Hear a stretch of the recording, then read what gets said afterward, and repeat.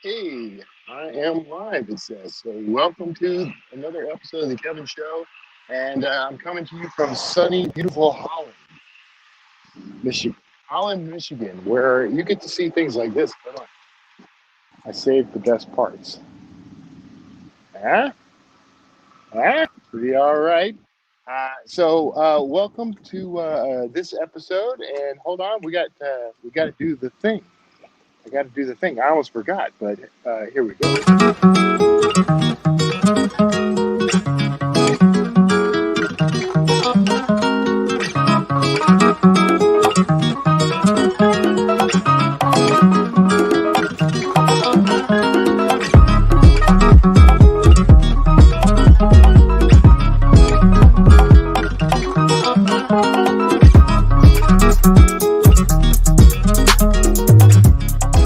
All right. Thank you for tuning in to another week of the Kevin Show. I say week, and I skip weeks at a time sometimes. But this time, actually, I'm coming in a week later. Last week, I actually had a drop in from a YouTube celebrity of sorts. I was talking with Bob the Spider Hunter, not to be confused with Bob the Spider Guy, he says. So that was interesting. I don't know if you caught that. If you didn't, find me on YouTube at actually, I may actually have a little banner for this. Find me on YouTube. Well, we'll get back to it at youtube.com/Kevin Thompson, and you can find that. There it is. There it is. Go right there to that URL. You can find last week's episode where I actually hung out by complete accident with Bob the Spider Hunter. So I'm hanging out right now in Holland, Michigan. We've been here for about a month now. Actually, and we've been all over this place now. We've been up and down this part of Lake Michigan, completely on the Michigan side. So nothing too fancy. Well, actually, quite a bit that's been fancy. This is like the brightest place right now.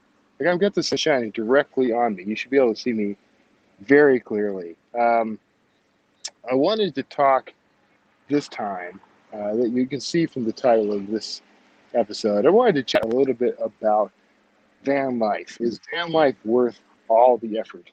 And there is a lot of effort, stuff I didn't even expect when we first got into this. I mean, we've been doing the RV thing for quite a while. We did the motor coach for a while, a couple years there. We were full time in that. We downsized from that into that travel trailer, which was interesting.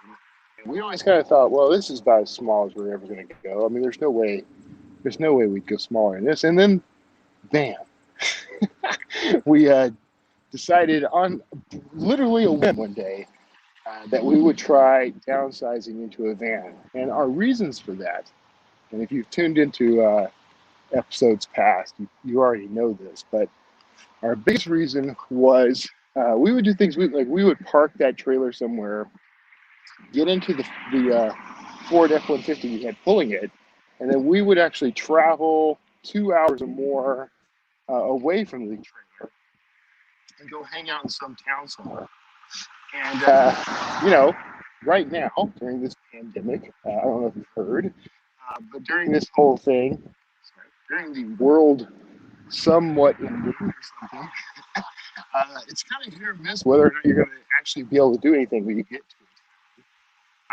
And one of the bigger problems is this hit or miss whether you're going to have things like bathrooms or restaurants or, just creature comforts that make travel livable.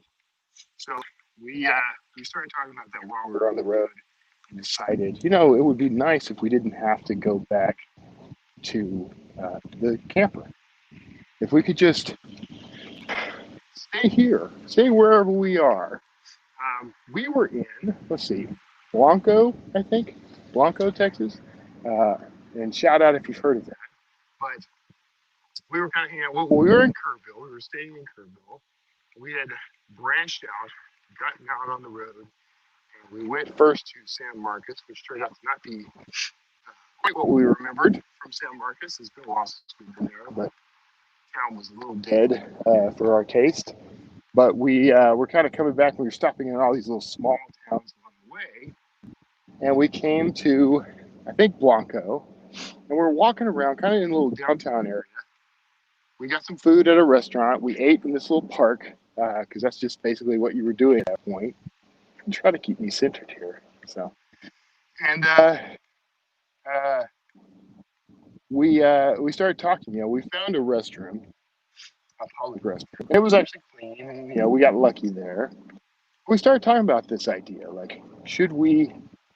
What if we had the camper with us? Maybe we should just hook up the trailer and take it. And then there's the question of where do you park that when you're out and about? It doesn't fit in a standard parking space. You can't just, pull into Target or something. And you can't. I mean, we've done that. We've done that quite a bit. But, it's a lot more challenging if you've got something like that size, taking up that much space. So we decided, well, okay, what if we had a dream? We knew van lifers. Shout out to my friends Joe and Kate Russo from We're the Russos. Find them on YouTube or at we'retherussos.com. No apostrophe. So we'retherussos.com. So we knew a lot of van lifers. We knew a lot of folks who were doing that, and we thought, well, if they could do it, we could probably do it. And it shocked me when Kara actually said, "I totally be on board for that." But it was her suggestion. Like I didn't push it. I didn't ask for it. I just nodded in something of a stupor when Kara suggested that we do it. And so, fine. We started looking around, started kind of pricing vans, looking at a few models. It was still sort of at the dream stage. Like we were still saying, maybe someday we'll do this travel trailer for a while. Maybe we'll come across a van that we like. Something in our price range or whatever. So I don't know. We are big believers in like put yourself in the place you want to be. You can call this law of attraction. You can call this mumbo jumbo, faith in the creator. However you want to refer to this. Like we always decide on this course of action we want for our lives, this direction we want for our lives, and then we put ourselves into that space and let opportunity come to us. We hardly ever put major effort into trying to get what we want. I know it sounds counterintuitive, but it has worked well for us. Worked well for me, especially. Just putting ourselves out there and allowing what we want to come to us. So we were kind of doing that. And we were on our way back from Kerrville, and we passed through what we like to call RV Alley. It's this area in just outside of Katy on I-10, outside of Houston, where there's just one RV dealer after another. We've actually bought, out of 4 RVs, we've bought 2 from that area and 2 from Round Rock, Texas, which is also our go-to for RVs. So, shout out to Princess Craft in Round Rock, Texas. They're great. PJ's great. If you get a chance to meet PJ, she's amazing, and we've really enjoyed our experience there. So we had our travel trailer with us, and we stopped in at Ron Hoover in Katy and talked to a couple of guys, and they just happened to have on the lot for the first time in forever one of these Coachman Beyond vans that was in the exact layout that Kara and I decided the exact twin bed layout.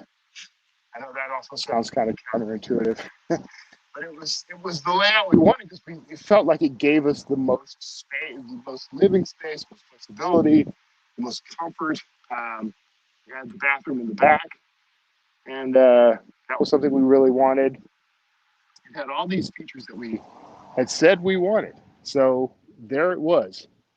Just waiting for us. So that's the way that works. Once you start concentrating on something like that, you're open to possibilities. That kind of stuff can just pop up and happen. So it's pretty amazing.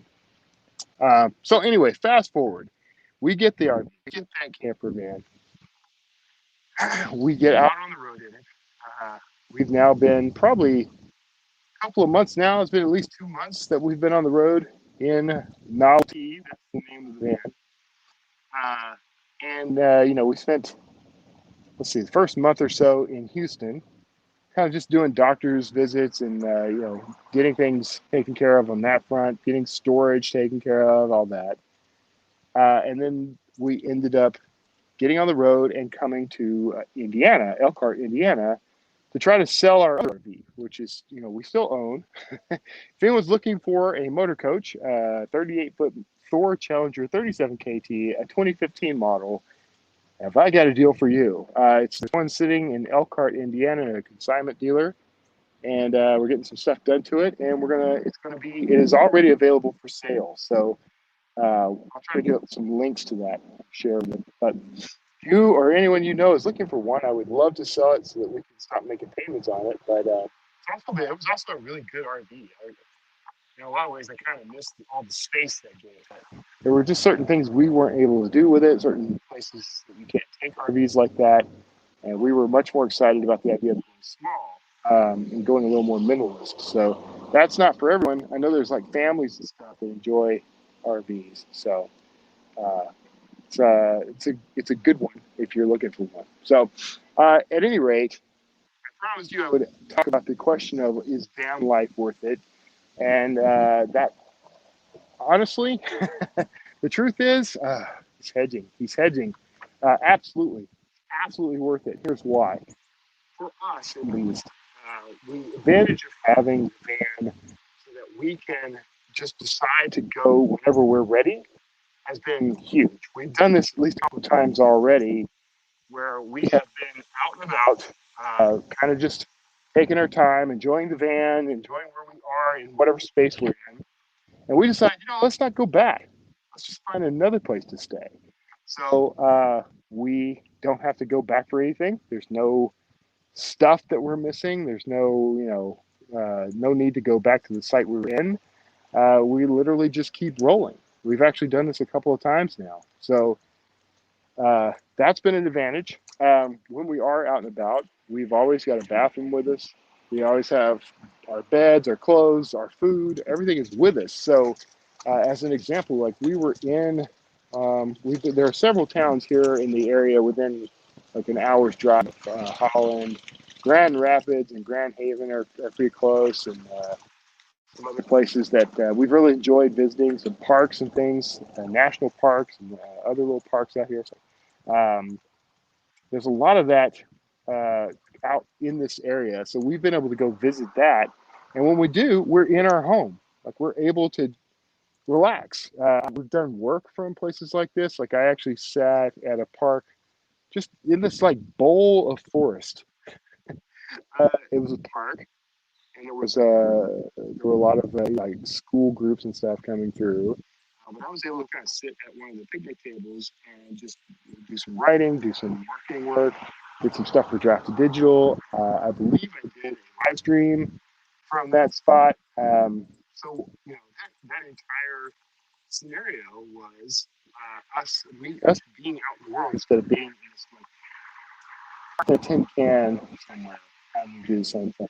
When we were in the motor coach, all our resources and things were there. So if we went driving, we would have to come back there to use that stuff. Whereas with the van, all of that is right there in front of us. So, right there with us. So that's a huge advantage. So the work. And by the way, before I get any further, I want to say hi to the folks watching. So, Andy, yes, everything. I don't know which part you're referring to when you say amazing, but everything about this so far has been amazing. So, I highly recommend it. Thank you. DS asks, how's it going?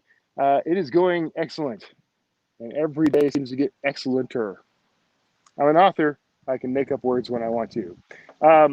So I feel like I should give some kind of downside to van life. So here it goes. It is a little cramped at times. Whenever one of us is standing in the van near the beds, the other one is not going to have access to the back of the van. So that has been a challenge. But you overcome that by sitting down. I mean, that's really what it comes down to. Is one of you has to sit in order for the other one to be able to go to the bathroom or something. And that I can count on one hand the number of times that maybe happens in a day. It's not really that common.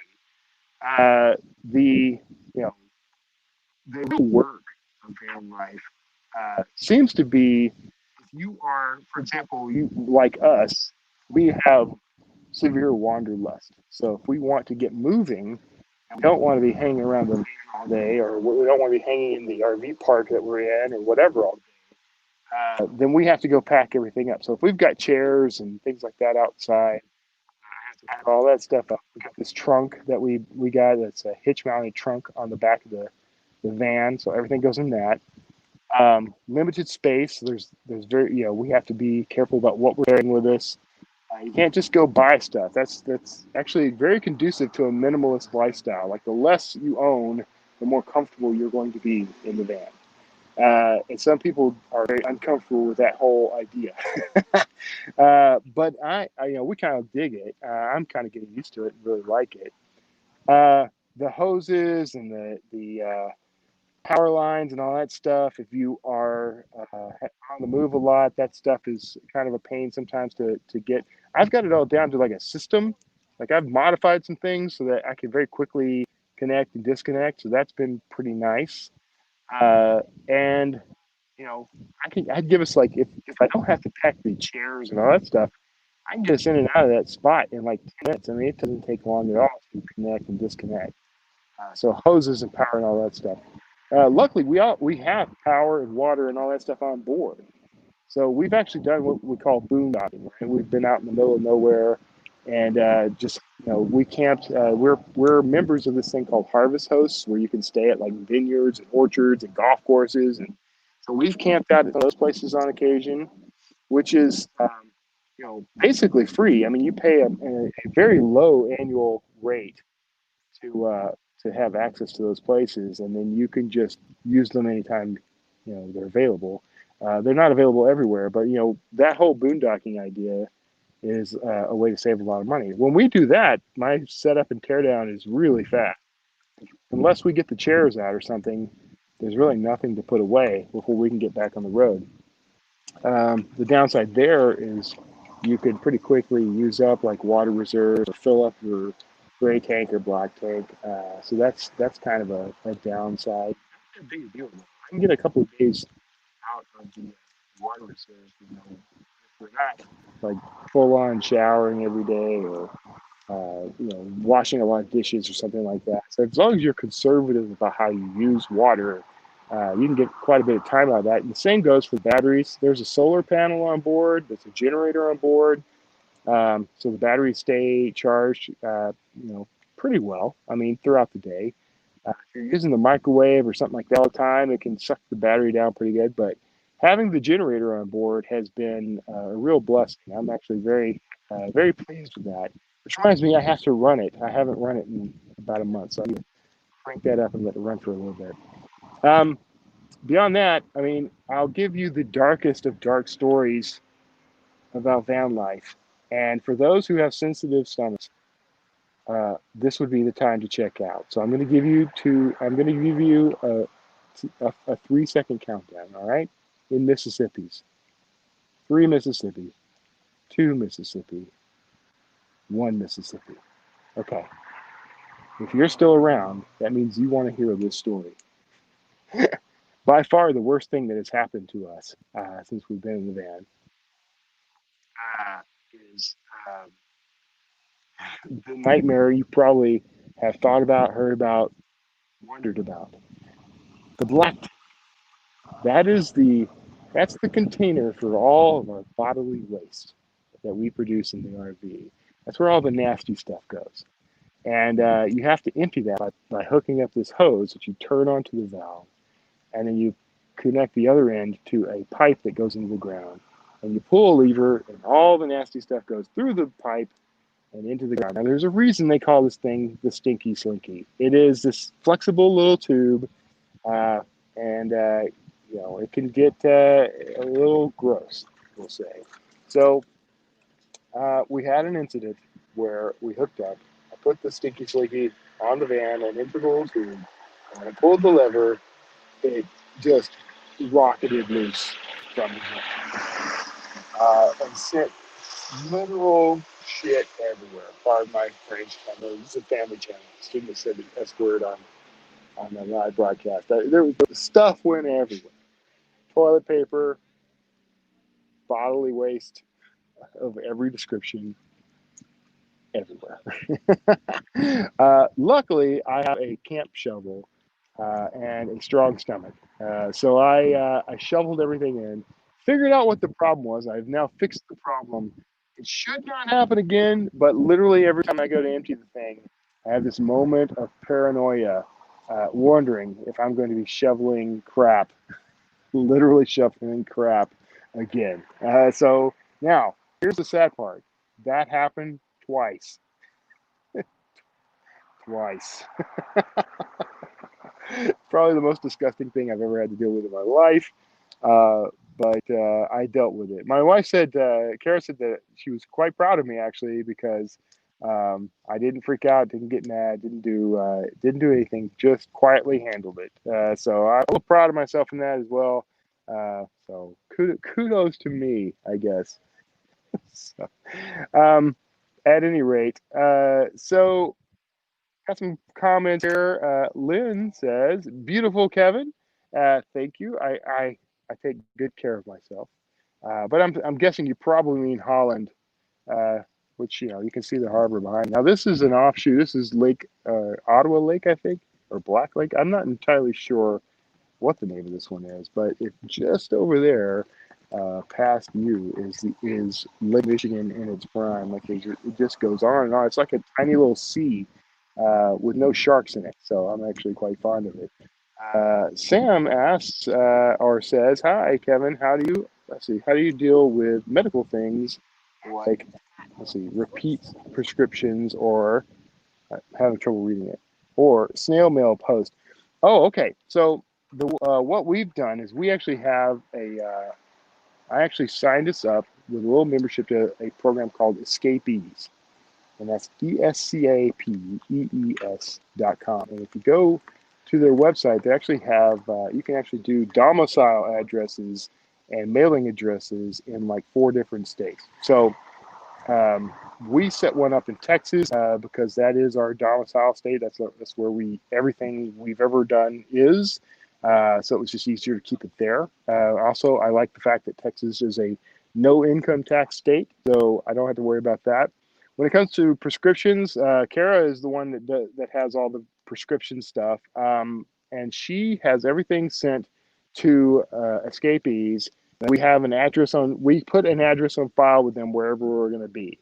So there's a couple of ways that Escapees can work, but you can just have them forward all mail to you.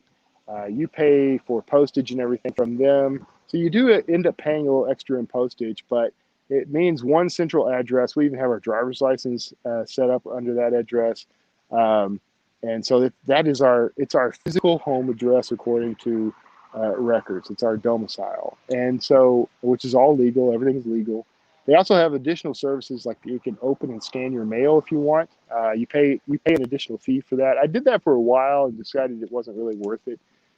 There's rarely anything that they get that I need just instantly, but that occasionally we might have to do something like that.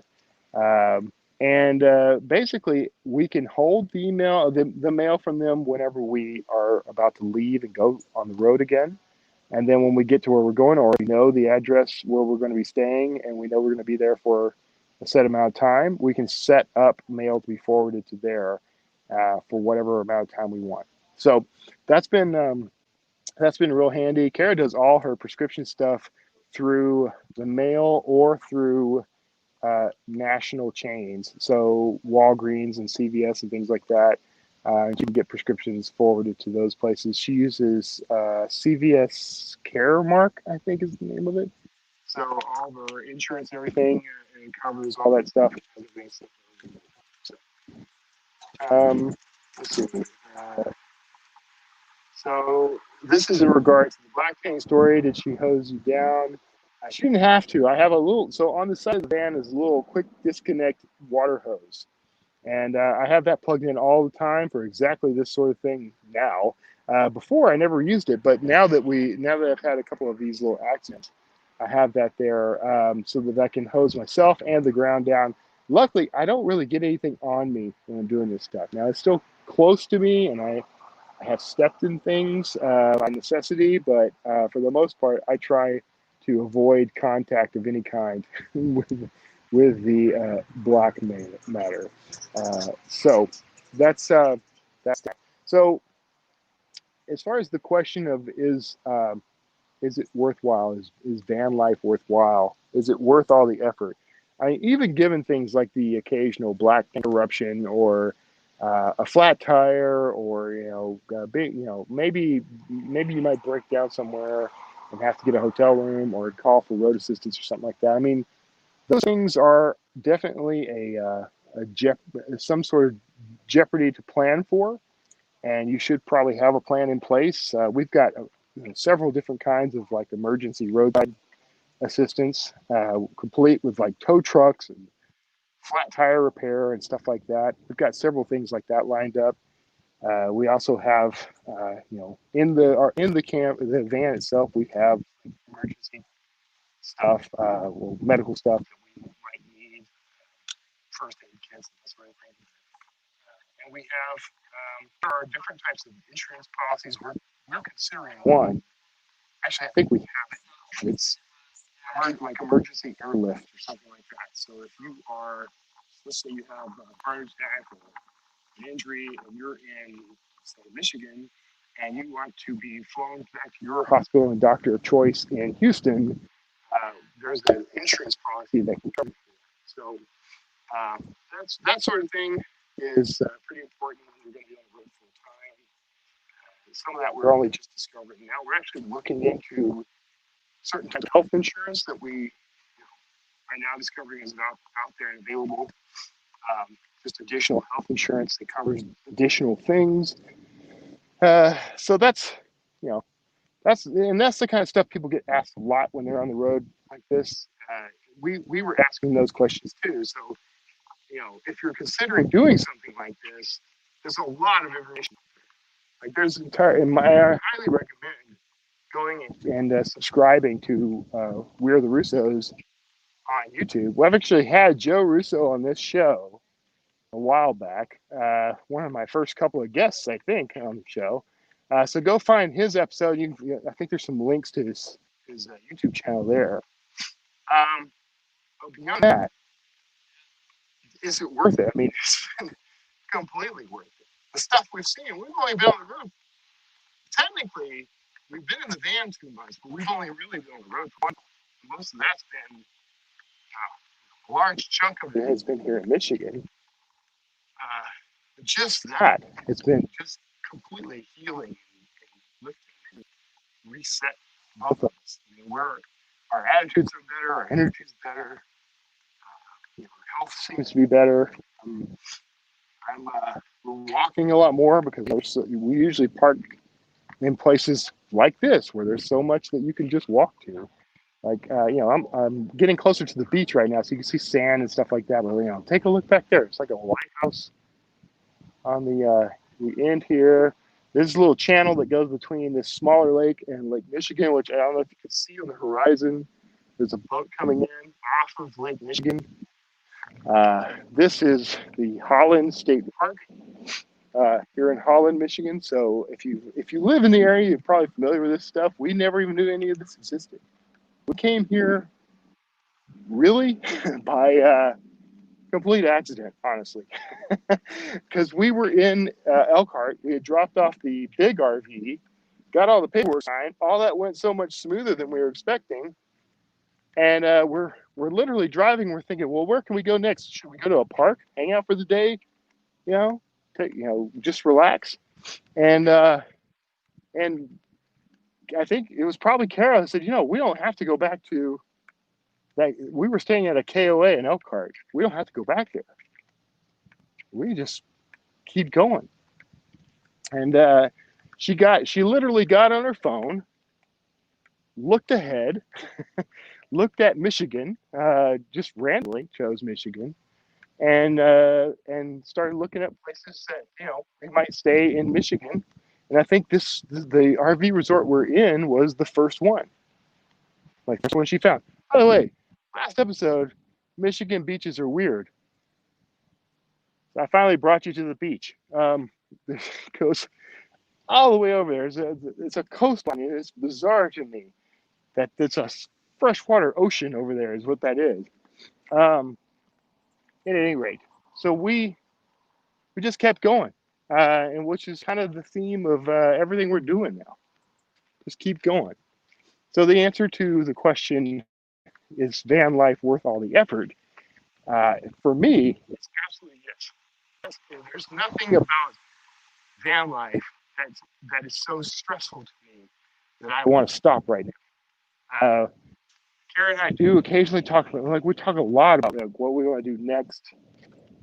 Buying some property, buying a house here, buying a house in say, buying houses in Texas and Florida and Colorado, and just owning property. That's something that we both talk about a lot. Talk about where we want to have our forever home. Like, where does the Tomlinsons land in all this? So we talk about that stuff, but even on the days when things are kind of wearing a little thin, it's mostly about us wanting to get on the road again rather than get off the road. Like right now, we're both talking about how the wanderlust is building. We're kind of stuck here, not stuck here, it's the wrong way to phrase that, but like we actually just made the decision that we were going to stay here until a couple of days from now, the 24th. We're actually going to roll out on the 24th.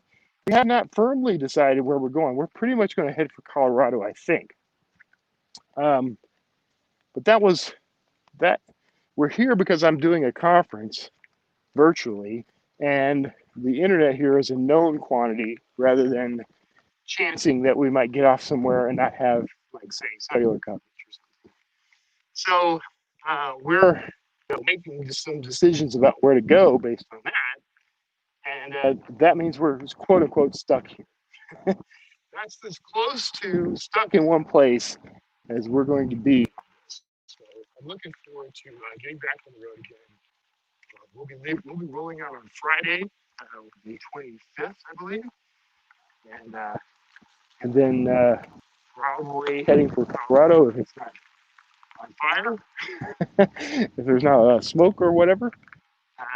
That's the other thing. It's like there's all these things happening in the country right now. So it's like there's a narrow alley of places you can go. But we're excited about all of it, and that's the final thing I'll mention is that with this, because we have the flexibility to just sort of pick up and go anytime we want. There are those times where we're going to get to a destination and it's not what we wanted, and so we pivot, we go elsewhere. So that is ultimately that is the best possible opportunity. That's the best way for us to spend our time, and that's what's made all the difference for us. So if we get to Colorado and it's on fire or filled with smoke, we'll take a left or right turn and keep driving. I mean, that's what the whole trip's about. So, is it worth it? Totally worth it for me. You'll have to decide for yourself. But the bad stuff, the black tank stuff, and the maybe stress and strain of a few of the things we've had to deal with, has been nothing in comparison to what we've gained. And that said, I wanted to make sure I got you here. Looks like the beach is kind of mostly closed off. Here we are. There's Lake Michigan for you. Let's see if I can get a better view. So, isn't that amazing? Anyway, let's get you back over here. Come back. This way. Okay. But anyway, we're going to go ahead and wrap up. I know I'm a little over, about 5 minutes over. Before I go, since I can be able to see comments now, I'll have to say a couple of comments and questions. Are you live right now? Yes. Hi, Julie. Good to see you. Are you still in Michigan? You need to go to Picture Rock on that side of the state in the northern area. I may have to check that out. And Julia adds, just learned that Colorado has cleared. So I'm glad. We had kind of heard that things had cleared out, especially as there was snow and rainfall and things like that. So hopefully that helps. And if you're in Colorado or areas that are being impacted by the fires, God bless you. We've been praying for you guys, and I really hope that all this gets settled soon. I mean, there's so many things going on; it's hard to even know what to focus on right now. But at any rate, so I am going to sign off and enjoy the walk back to our RV. I get to walk along some of the lake, but I'm glad I made it down here. This was where I wanted to do last week's broadcast. So I hope you can enjoy it. It just blows my mind. I'm not going to go. I could probably go a little closer to the ocean, but I'm going to do that often, so just in case there's another accident or something. So take care of yourselves. Thank you so much for being a part of this and this journey that we're doing. I am thinking about shifting what I'm doing here because I've got the whole Author on the Road brand that I'm building. If you haven't, let's see if I have it. If you go to authorontheroad.com, you'll be able to find I'm doing like a photo album, travel album there, places we go and things we do. I'm also that's where I'm linking video, blog posts, everything related to this whole journey. Plus, you can find links to my books and all that stuff. If you buy the books, that helps me out. So go buy my books and also tell others to buy my books.